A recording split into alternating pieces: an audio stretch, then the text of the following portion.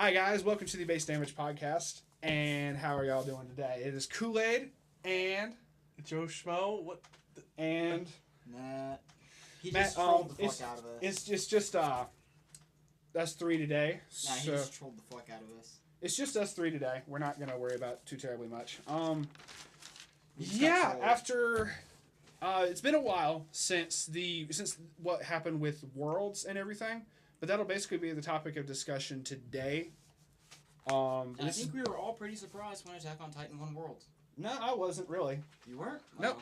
But this is podcast number 24. Announcements coming up is talking about our buddy Chris's his charity stream. They're going to be doing the last charity that they did for was Children's Miracle Network. Mm-hmm. As Matt randomly opens a banana. Okay. Yeah. They're changing up the charity though. At the time of recording of this, I do not know what the new charity is, but supposedly he's finding out like today. So when this podcast gets posted, I'll know and I'll be able to just put a link in the description, or I might post something in the YouTube video itself. So either way, last one he did was Children's Miracle Network, which is really awesome charity. I highly recommend y'all check out his stream that they do is running D&D. And 100% of your donations go straight to the charity. There's no taking off the top. So you don't have to worry about giving there. Absolutely. Really cool. Really awesome dude. From what I've been told, really good at running campaigns for D&D. But I personally don't play D&D. Matt, you play D&D? Well, he's doing 5.0. I'm more of a 3.5 player, but yes. He said he prefers 3.5 as well. Yes. So that's whatever. But either way, you have played it. Yes. So you haven't played 5. I played a little bit of 5. Okay. 5th edition. Our DM for 5 was not good. Okay. Do we have any other really big announcements? Well, today we actually are recording this not on Sunday. We usually record on Sunday. Thursday. Recording this on a Thursday. But that's because me and Matt were in town because the Sword Art Online movie is coming out the day that we're recording this. So hopefully that's cool. We might give an update on if it's good or bad or not in the next podcast. Speaking of which, Kyle is vlogging the whole event, so if you want to go by my channel and see the events that lead to it, you're more than welcome to. I'll post a link for that in the description. So, he's going to take a video while I'm recording audio. Yes. That works. Well, I was going to go anyway, except for I got bribed to go, so I'm actually getting something for free for going. Anywho. Well, it's your late Christmas gift. Let's go with that. Yeah. Other than that, we're not really going to be giving many other announcements. But, hi. And, you just broke your camera, bro. Yeah. Oh, God, I did. Oh, my God. And that's how it ended it. But, I'm actually going to, based off of a recommendation from people on Reddit, as far as when we discuss set reviews, or when we do, any kind of deck review whatsoever, I've got OBS, which is Open Broadcast Software. I got that working to be able to record on my laptop.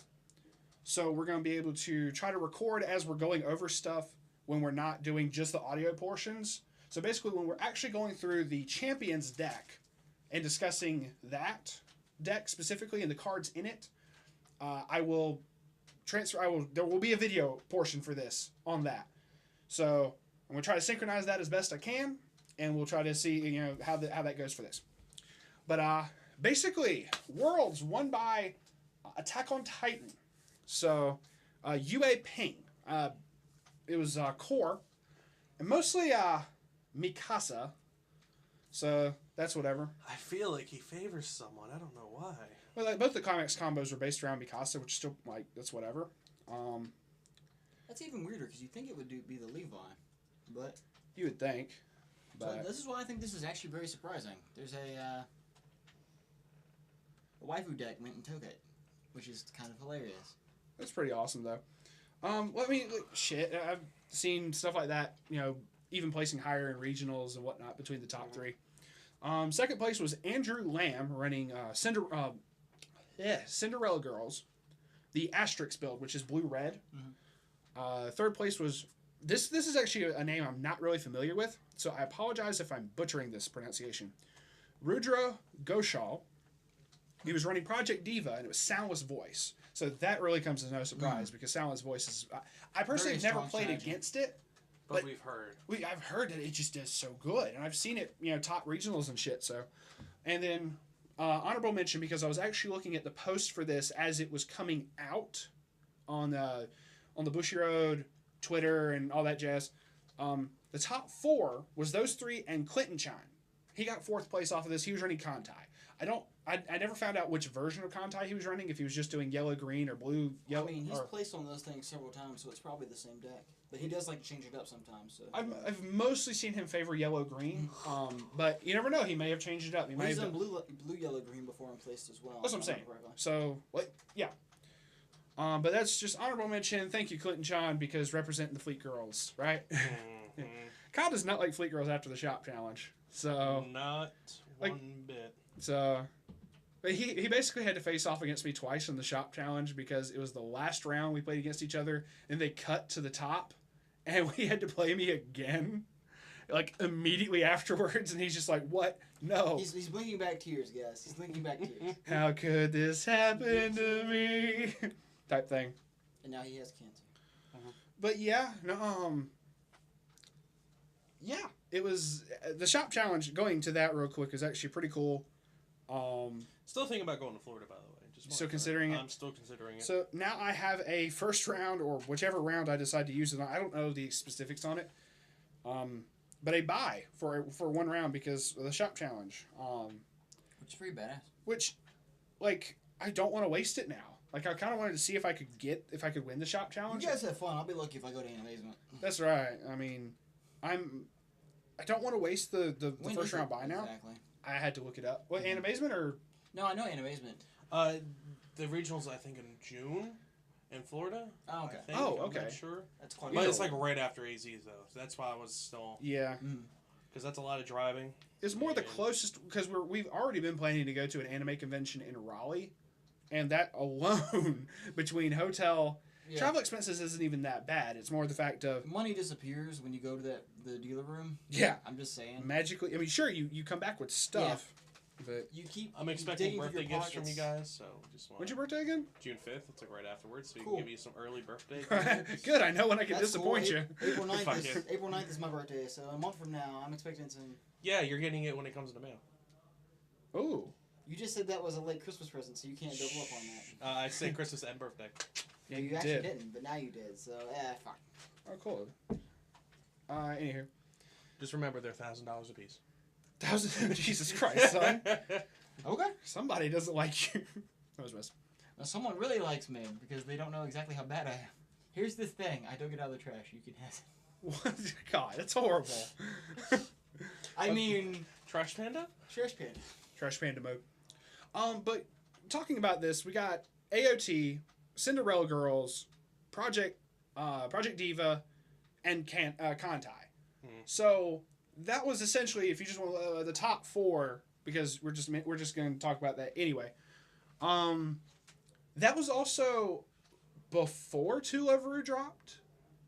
So that's kind of what I have been picking up Two Loveru, and I'm wanting to see. Time for it to shake the meta yet. But once the Spring Fest comes in, I want to see how well that comes into play, and how well that begins to top. Because everyone's like, "Oh my goodness, it's gonna break the game. It's like tier 0 bullshit."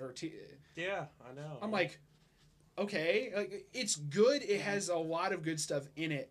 Have you guys seen Kantai recently? I know, right? You can't beat deck thinning as hard as Kantai does with, just overpowered. That's not even deck thinning. That's just deck milling and going through like hell. Still. There's a difference between... You can win a game against anything with anything. There's a difference between... hard enough? Deck thinning is compression, son. Yeah.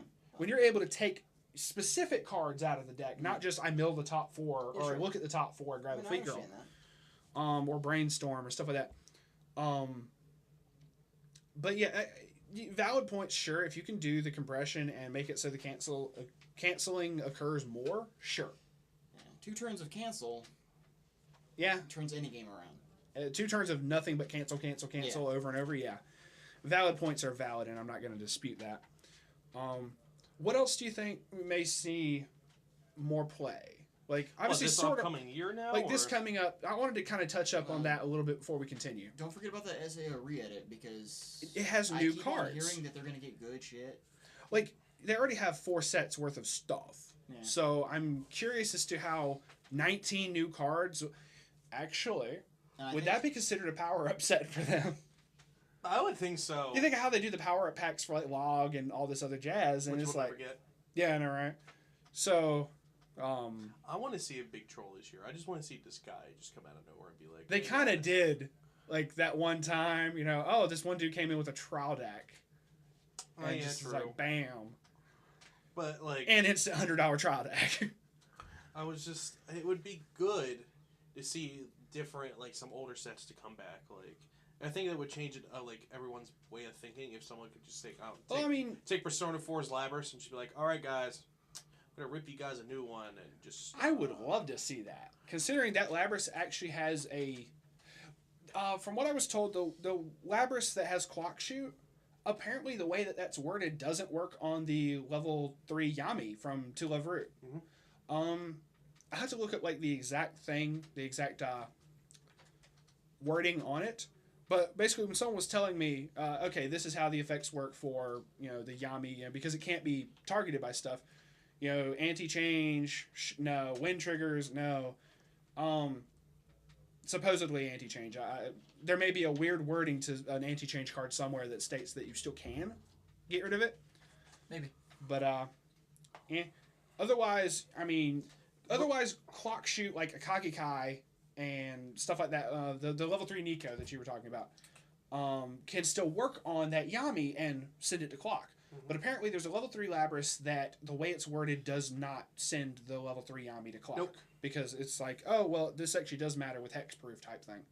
I'm sorry, you going to say something? Oh, no, I was supposed to say, but with the newer stuff, we might see Excel World, but it's like Not this first set. From what I have been told, they may have just skipped this first set and just given us Infinite Burst. True. Well, then Sunshine, you'll see more of throughout the year because...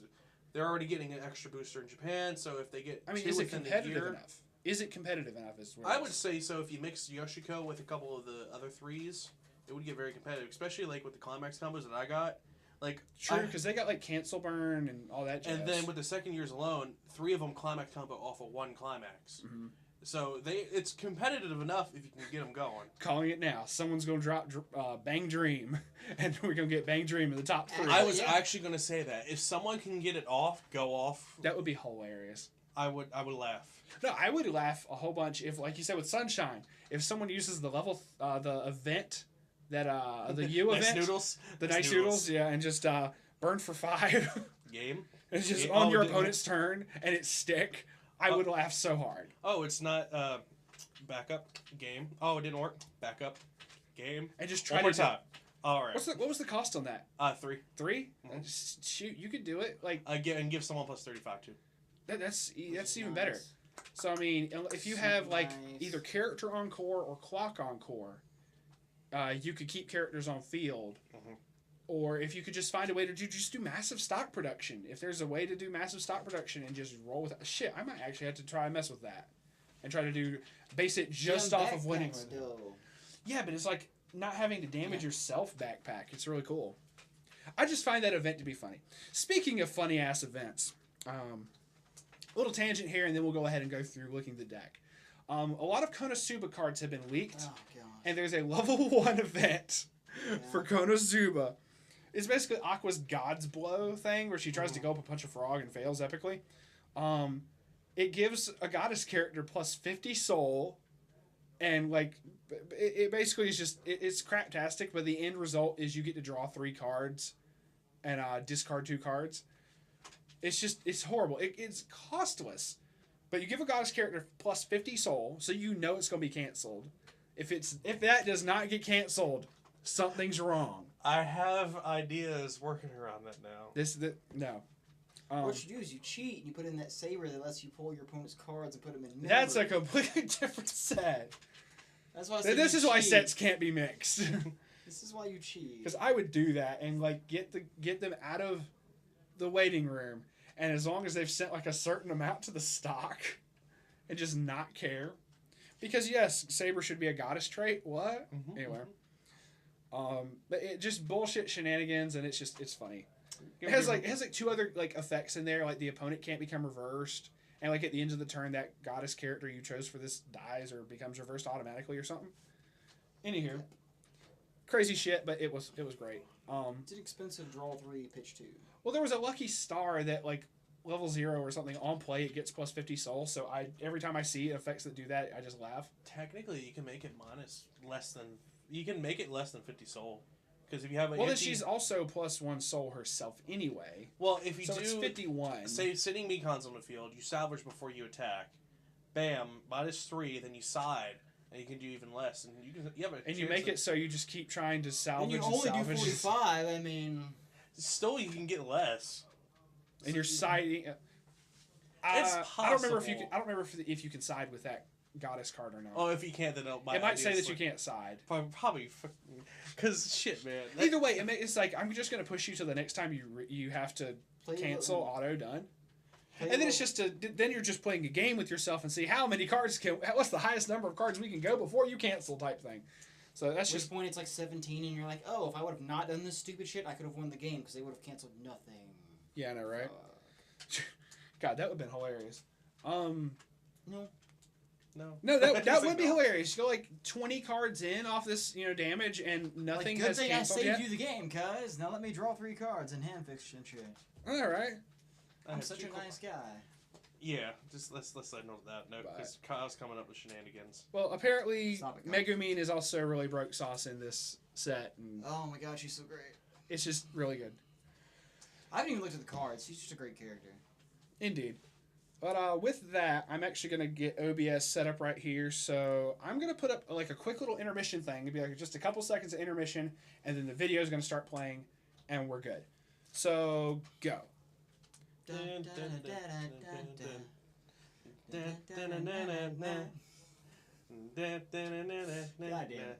You gotta do the Jeopardy thing? Yes.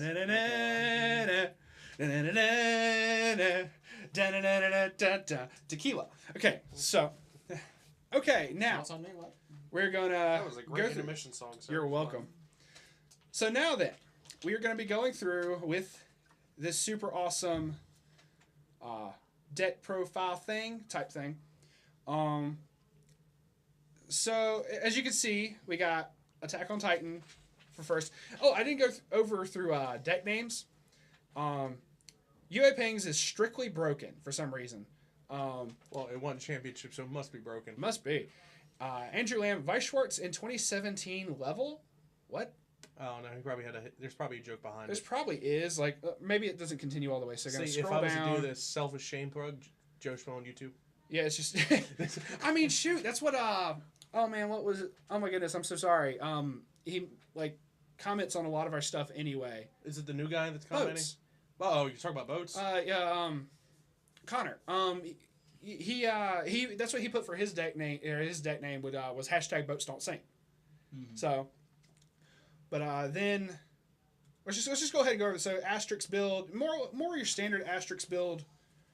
The Minami combo and the Miku combo for climaxes. So more like I don't really see a lot of variation from what it usually delves away from. I do like the tech of the Anastasia. Sometimes they put in more than one, but just the Anastasia is really funny to me. Then the Soundless Voice deck was named I Love Anime. With exactly 3 dots. With exactly 3 dots. But yeah, just Soundless Voice and Kokoro, and just you go with that. So, although I feel like I have nothing super surprising there. I feel like I have a better deck name for the deck though, because this is mostly based off of Mikasa. We call it Mikasa Esukasa because I like the jokes. Anyhow, so then. Let's just start with the level 0s. We have 4 copies of the Beyond the Walls Aaron, which it doesn't have the picture up for this. I don't know why. It might be like, oh, it's the triple rarity. That's why. But during your turn, your other character in the middle position of the center stage gets 1,000 power, and then you also have a Brainstorm. Pay 1, rest him. Reveal 4. For every climax, search your deck for up to 1 core character and add it to hand. Why is it secret? It's a triple rare from the... oh, they just don't have it. Okay, they specifically linked the triple rare one, so to which I'm actually going to go and show what it normally looks like. Oh, okay, that's just off of that. Okay, it's out of the trial deck, that's why I think. I don't know. Anywho, then there's Honor on the Battlefield, Aaron, which is from the trial deck. It's the level 0 reverser, or like level 0 stock, something or other. If it direct attacks, you can choose one of your other characters. That character gets plus 15 power until end of turn. And when this card becomes reverse... Okay, if it's a level 0 lower, you can put that character into your opponent's stock. If you do, put a card from the bottom of your opponent's stock into your opponent's waiting room. So, yeah, broken stuff is broke. Annoying effects are annoying. 3 copies of that. The 104th Cadet Corps class Krista. Personally, I know that one. This is an SR so it didn't actually have the. Oh wait, no, here we go. That's the searcher. This is what that one looks like. For some reason, it's like auto linking to the SRs and the freaking triple rares, so I can't see the picture. I think when you have to write your deck list, you have to, if they're different rarity, you have to. Yeah, but it's not showing that in the code. Oh well. Oh no, that one is. That one is showing SR. That one was not showing triple rare. Anywho, put the top card. When this card is placed on stage from hand, you may pay the cost, which is 1, and deal yourself a damage from the from the top of the deck. If you do, choose a level 1 or lower character in your waiting room. Return it to your hand. Pretty good. Then is Paving a Way for the Future, Mikasa. Mikasa is Sukasa. Okay, we actually have the picture for this one. At the beginning of your opponent's attack phase, you may mill 1 card from the top of your deck, and if it's a core character, you can move it to an open position of your center stage. Base 25 power, so your average runner. But just it's really fun to have those kinds of cards, just be able to go move around, which is it's what a lot of ATK stuff. A lot of what the core stuff does is the field manipulation, which is one reason I think this set is so strong, is the field manipulation on this and just being able to do that. Saves you a lot of resources. Last level 0, there was 4 copies of that runner. The last one is actually a green, but I think it's because of just what this card can do, but it's the only green card in the deck. Violet Ripples Levi. Just him sitting in a chair being all fabulous. It is all of your other cores get 500 power, so global 5, whatever. When this card is placed on stage from hand, choose one of your opponent's characters in the center stage, and that character gets minus 1,000 power till end of turn. Which is great. Pretty cool, and if you do that like at the when you're still in level 0, and your opponent doesn't have any buff stuff, you can get rid of certain reversers. You can get rid of Hibiki from Kantai. She's just a base 1,000. 1,000. As soon as her power drops to 0, she's gone. And she drops that. You do that. Drop them to 0. The Hibiki automatically goes to the waiting room, and her effect doesn't go off. Her effect is bring back the Vernie and go into memory and all that is when she's reversed. Yeah. This isn't reversed. This just straight says go to the waiting room.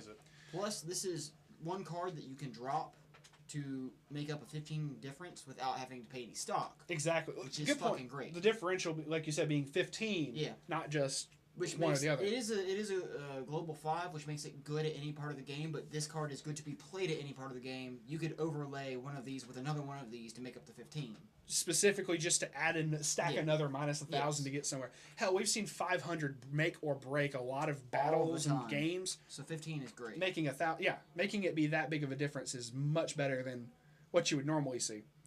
3 copies of that. And that means we're getting into 7, 10, 17 level 0s. So then level 1, we're starting off with yellow. So Levi was the only green, but the rest of it's just yellow, red.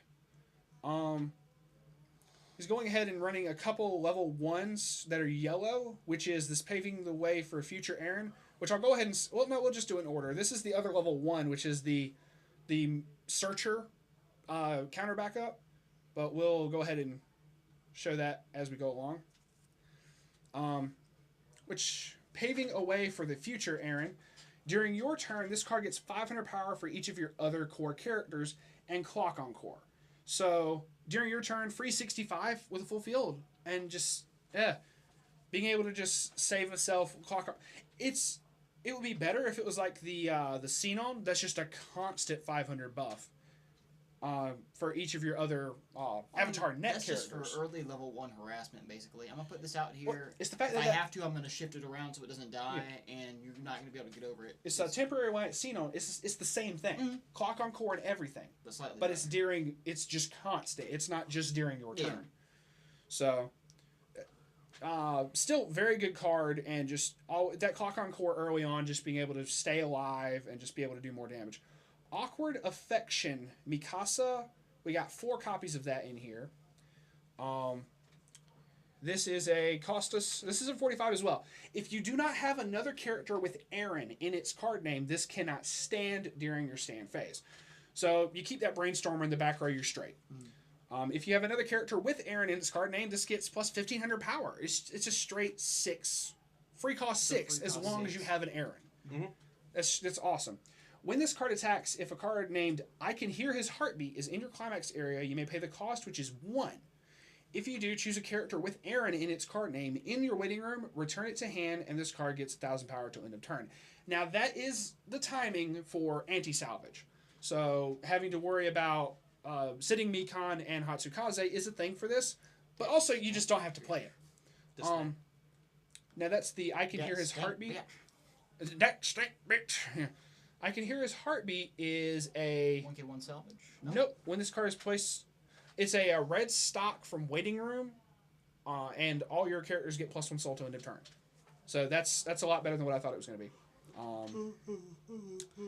Next is 3 copies of Strong Bloodlust Mikasa, which is also another costless level 1. So just all the costless stuff. It is a backup. When you use this card's backup, if you have a character with Aaron in its card name, choose one of your characters in battle, and that character gets 1000. So it's a free 2K, straight up. Because once again, if you have that Brainstormer Aaron back row, just the rest of the game for a lot of this is set up. So like you said, you can play one of that Levi and that Aaron. Yeah. And you're just straight, because then the Brainstorm every turn is going to be a thing. Or try to Brainstorm every turn, I guess. But free 2K with that, just, that is just really strong and really good. Did it have another effect? No, that was it. It is a 1K backup normally. And then it's got the extra effect when the backup effect is used. Then we bounce straight from level 1s into level 2s. Honestly, I'm so surprised nowadays to see more than 1 level 2 in a deck that tops. That's true. That is insane. So we have the grand total of 3 level 2s in this deck. So many people are like, oh, you don't need to run any level 2s whatsoever for half these decks. But that plays into strategy, which I will, if you Ratios are a thing. Ratios are a thing, but think about it for like yellow-green Kantai. You don't want level 2s because you want them to kill your shit, so that they have targets so you to hit with clock that's a really bitchy strategy in my opinion. I much like your. You like my Haguro combo better? So if you posted that yet? Yeah, I already posted that deck. Yeah, that's a better way to do it. Yeah, go check that Haguro deck build out because link in the description. Yeah, link in the description below. And essentially, if you don't want to be a bitch and you want to play yellow green Kantai, yeah. Direct Sword Mikasa, level 2, 1 cost. It's a 45, so it's an assist back row. All of your characters in front of this card get 500 times their level. Then, when this card is placed on stage from your hand, you may pay the cost. If you do, choose a core character in your waiting room, return it to your hand. Which the cost is pitching a climax. That's fine, because you always like to be able to go ahead and, hand fix and get some shit. So, big time. So, I don't mind that whatsoever. And that's a one-of, so it's only to cover when you need it. Yeah, so it's not like you're trying to do it a whole bunch. Then you have 2 copies of 104th Cadet Core Class Mikasa. This is probably going to be really fun. This ability activates up to 2 times per turn. When another of your core characters is placed on stage from your hand, this card gets plus 1000 power till end of turn. So then you do what you were talking about with the Levi. Yeah. And every time you drop another Levi, get someone down by 1000. She gets another 1000. Yeah. And repeat the process. But then you basically just summon her first for the turn, and then do whatever else you want to summon with. Play your 2, and then just start stacking Levi's. And just get whatever you want. Well, that's the thing with core, you can get whatever you want almost consistently, and it's mostly because of the level 1 event, but we'll get to that.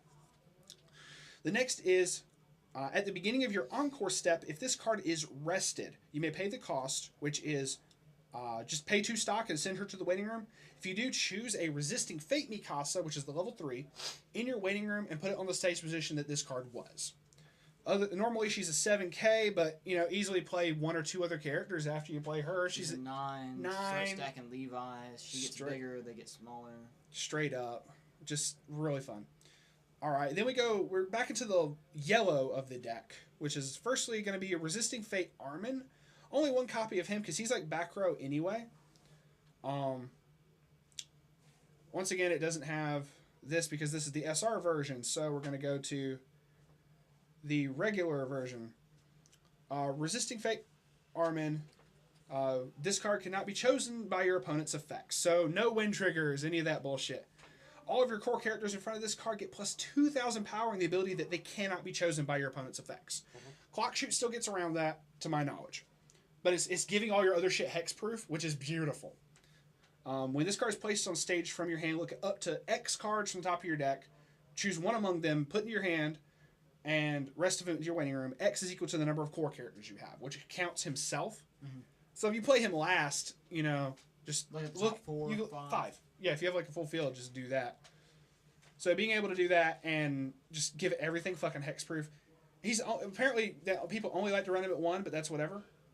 Next is 3 copies of Resisting Fate Aaron. So he's gonna have 8 level 3s total, which is perfectly acceptable for any of this. So Resisting Fate Aaron, level 3. He's really cool because you can play him early. If your opponent has a level 3 or higher character, this card gets -1 level in hand. So he can see early play and just be able to just wreck. This card gets 500 power for each of your other core characters. So a minimum of 11.5. Assume you have the Levi back row. Fucking 12 base straight up. And then this ability activates up to 1 time per turn. The turn that this was placed on stage from hand, if damage dealt by this card is canceled, you may deal 1 damage. That cancel burn just saves. Really cool and just really good card. Last level 3 of the deck is Resisting Fate Mikasa. Mandatory 4 of because Mikasa es Sukasa. I'm just going to keep doing that. And I was like, no, stop. Why are you doing this? She's a 9K, but she gets buff. If the number of your other core characters is 2 or more, this card gets 2,000 power. You're going to have that straight up. She doesn't have an early play, so assume that if you drop her with the Armin... Well, she has the change, though. She has the... Oh, you're right. Never mind. She can come out early. Fuck. 2,000 power. She gets 2,000 power, so she's a base 11. When this card is placed on stage from your hand or by a change effect, you may put the top card of your clock into your waiting room. So, change early play, heal on play. Early play heals and just heals in general. At the beginning of your opponent's attack phase, you may pay 1 stock. If you do, choose one of your core characters. This card, exchange them as standing. Now, that's some great field manipulation if you think that she can be bigger than certain cards your opponent has. Because if you can get her in front of, I don't know how much that would be used. Like, there's a Nize Monogatari level 3 that does that does the field manipulation, but gives herself a buff. It was one of the Karens that gives herself a buff. From the trial deck? Yeah. Sadly, this does not buff. Like, it's still good. The field manipulation is still really fun, really good. For 1 stock, sure. I will pay that any day. Any situation where you can make your opponent not frontal is great. Especially late game. Especially late game, like you said. So, then we're getting into the event, which this event, in my personal opinion, is one of the more broken cards of this. Does that mean this only runs 1 climax combo? No. You're right. Holy shit. He just runs the I Can Hear His Heartbeat for the climax combo. So that's it. But then I think the other one's like I forget what the other climax is. This event, gear? The omnidirectional mobility gear. It's a level 1. It's a yellow event. So you have to have yellow in your clocker level. It's a counter, though. This can be used during either player's turn. Search your deck for up to 1 core character, reveal it to your opponent, put it into your hand, and then discard a card. That's fine. Hand fix at any point of the game. Searching at any point of the game. Go get backup in the middle of your opponent attacking, that sort of thing. And like I said, any point of the game this can be used. Shuffle your deck afterwards. Choose up to 1 of your core characters in battle. Move it to an open position of your stage. Now, by the way this says in battle, it is the one that you decide to use this on when your opponent triggers. Yeah.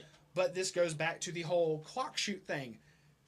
if you want to drop that meme where the dude's like, if you don't have such and such, touching his finger to his head, like, yeah, good idea type meme. If they can't clock shoot you if you don't have a character in the spot type thing. So, and then just you move stuff around. You just leave an open space during level 3, and as soon as they go to do that, move it to an open position of your stage. It's anywhere on the stage. So you just scoot stuff back there. If you have more copies of this in hand, plus you take a card out of the deck, so your deck thinning a little bit, but that's whatever. Throwing extra climaxes in there early on and just being able to do that, just really good. Plus it's Annie up there. That's funny. So that was the stock and global and sold to everybody. This is probably a salvage. The world the girl saw is a question mark. It's a secret, kids. You're not allowed to see. I'm sorry. Apparently not. But anyway, the world the girl saw. All of your characters get. Yeah, it's a salvage trigger. All your characters get plus 1,000 power and plus 1 soul, and then it's a salvage on. He probably had the SRs or triple R's. Probably does. That's whatever. Also, it's not out of the trial deck. I don't think. It's not. Nope, it's not out of the trial deck. Either way, really cool, and just really interesting. For being able to just obviously the salvage thing is really cool. That's like the Hanukkah deck that we saw way back when. Way back when, all they had was the +2 soul climax combo, and then the other salvage trigger, and that was it. Personally, I don't mind doing that mostly because I have run that Hanukkah deck, and seen. If you only have one climax combo in the deck, that's whatever. That means those other climaxes, if they get clogged up in hand, go ahead and use them. Get them out the way. Done. Or extra clock fodder. Whatever you want to do for that. It does remove a possibility, but it makes you not feel bad about just pushing for damage. It really doesn't. I kind of want to see what this looks like. So the world the girl saw. I just want to be able to see what the card art looks like, not just a fucking question mark. And that's all you can see. So, okay. This is where we go to JKT. Not sponsored by JKT. Not sponsored by JKT, but I just want to see what this looks like. If it's out of the set, I have no problem doing this. We're not sponsored, but whatever. We'll be open for it. Yeah. And if you want to contact us... base damage Facebook, base damage Twitter, Instagram. No, we don't do Twitter. Okay, the world the girl saw is basically that's what that looks like. The face. Now I do want to see if there is an SR for this. There's a triple rare because that's triple rare. I don't know if they're gonna have the same artwork up there though. That is true.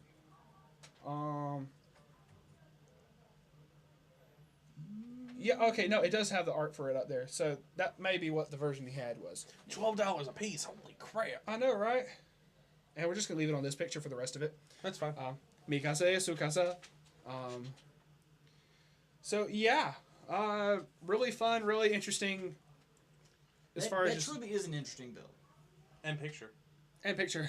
And picture. Straight up, yeah, because we had to go to a whole different site to be able to see it. But not for real. I really like how this was set up. Obviously, just broken event card is broken. At any point of the game, this is relevant. Surprisingly, he only ran 3 copies. Most of the time, I see this as a mandatory 4 of, but maybe he just felt it to be too cloggy. I don't know. Mostly because he's only dropping... I mean, you can drop yellow at level 1. Just how many ones is he running? Good question. 4, 4, and 3? So that's... Only 11. 11, and then he has 17 ones. How many 3s are you... No. It's 17 level 0s. Zeros, that's what I meant. 11 level 1s. How many 3s? 11, but 3... Oh, no, if we got to count that, because so it is... It's 14 level 1s because of the event.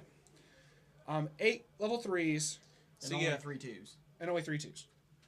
I can see where he's going with this. But that also makes it so... I mean, that event makes it so it becomes whatever the fuck you want it to be. Yeah, and he has a lot of searches too. Think of how cool that would be is if you already know that your opponent's going to push you past level 1, or past just level 1, like you're actually going to go into some damage. Like, for the second attack, like if say if they throw down 3 characters or whatever, they're a bad player. I'm just kidding. you're not a bad player if you throw down 3 characters at level 0. It's whatever. People may dispute this fact, but it's whatever. But, the second or first attack puts you to level 1, and then they go ahead and try to push for more damage, like if it's a Soul Rush type deck or whatever, and you put yellow in your clock, and you can go ahead and use this still during their turn because now it's level 1, and you can go ahead and drop that, get some searches off, and set up your level 1 game straight up, and just even be able to move some shit if you want to save some of your level 0s or whatever. It doesn't matter. Well, the true thing that makes that card so good, other than the fact that it's moving, it's running, and your hand fix, is that it has no cost. Exactly. No cost. And the moving is optional. Okay, cool. The moving is optional, and just like you said, there are times where you wouldn't want to move, so that's good. There might be some other strategies to this that I'm just not thinking about, but at the end of the day, it's one of those things. If you can make your opponent suicide where they don't want to, they're going to waste resources. Yeah. So when your opponent has to either choose between wasting resources and not doing damage, you're plussing either way. Yeah. And then you're hand fixing on top of that. So, but all at no cost to you. All in all, congrats to Yue Ping. Awesome job, dude. Congrats to everybody else. Congrats to Clinton Chan for getting to top 4. Anything else before we close? I'm actually this will be a early podcast because we didn't really have many other things announcements to whatnot.